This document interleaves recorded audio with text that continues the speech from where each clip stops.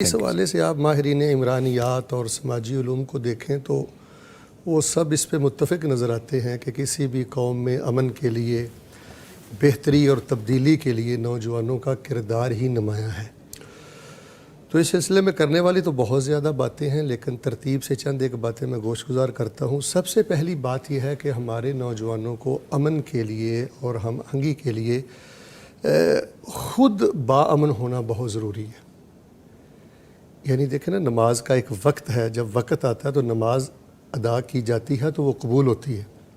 وقت سے پہلے بھی نماز کی قبولیت نہیں ہے، اور اگر جان بوجھ کر آپ نے وہ جو خاص وقت ہے اس کو ضائع کر دیا ہے تو وہ قضا بھی قبولیت نہیں ہے ایک راجع تحقیق کے مطابق۔ اسی لیے امن کا ایک وقت ہے جب آپ کے جذبات مجروح ہوتے ہیں۔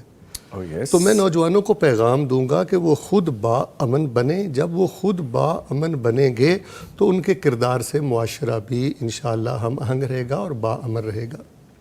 اور دوسری بات یہ ہے کہ کبھی بھی اعتدال اور توازن کا دامن نہ چھوڑیں۔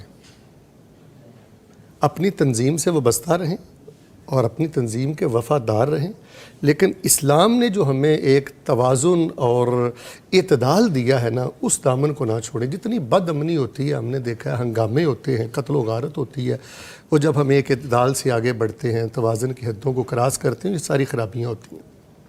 اور اسی طرح ایک تیسری بات بھی آپ ساتھ رکھ لیں اگر نوجوان، کہ تحمل اور تحقیق سے کام لیں۔ تحمل سے دوسرے کو سنیں اور پھر بڑی تحقیق کے بعد بڑے اچھے الفاظ سے اپنی رائے پیش کریں۔ میں نے دیکھا ہے کہ کئی نوجوان بس یہ سوشل میڈیا کی ہوائی اڑائی ہوئی باتوں سے طیش میں آ جاتے ہیں، اور وہ بالکل نہ تحمل رہتا ہے اور نہ ہی برداشت رہتی ہے، اور بعد میں جب خون خرابہ ہو جاتا ہے اور ایک معاشرہ بد امنی کا شکار ہو جاتا ہے، پھر جا کے پتہ چلتا ہے جی سرے سے یہ تو بات ہی درست نہیں تھی۔ اور اگر آپ مجھے نظامی صاحب اجازت دیں تو نوجوانوں کو میں خاص کر یہ چوتھی بات کہوں گا کہ آپ کے جذبات کی قدر ہے۔ آپ پاکستان میں اقامت دین کے لیے اور دعوت دین کے لیے جو کچھ کرنا چاہتے ہیں آپ کو مبارک ہو، لیکن اداروں کے ساتھ ٹکر نہ لیں۔ ملک کے جو ادارے ہیں یہ ملک کی سالمیت کے ضامن ہوتے ہیں، محافظ ہوتے ہیں۔ اچھے طریقے سے دیکھیں، اچھے طریقے سے، اچھے انداز سے اپنے موقف کو پیش کریں، لیکن کوئی ایسا احتجاج اور کوئی ایسا دھرنے کا انداز، توڑ پھوڑ یا اداروں سے ٹکر، اس سے ملک کا جو امن ہے وہ کسی صورت بھی قائم نہیں رہ سکتا۔ اور اس کے ساتھ آخری بات یہ بھی گوش گزار کر دیتا ہوں، نوجوانوں کا جو کردار یہ بڑا اہم ہے۔ جب بھی بدامنی ہوتی ہے، یقین مانیے کہ اس میں ملوث ہی نوجوان ہوتے ہیں۔ پانچویں اور اہم ترین بات یہ ہے نوجوانوں کے کردار کے حوالے سے کہ بھئی جو دشمن عناصر ہیں، جو ملک دشمن طاقتیں ہیں، ان پہ آپ کی گہری نظر ہونی چاہیے۔ وہ تو ہر لمحہ چاہتے یہی ہے کہ ملک بدامنی کا شکار ہو۔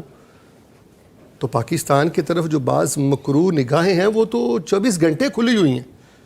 تو اس کے لیے میں آخر میں نوجوانوں کو ایک مشورہ بھی دوں گا کہ وہ تربیتی ورکشاپ جو ہے نا جی، اس کا بہت زیادہ اہتمام کیا کریں، جس میں وطن کی محبت کی بات ہو، پی جانے کی بات ہو۔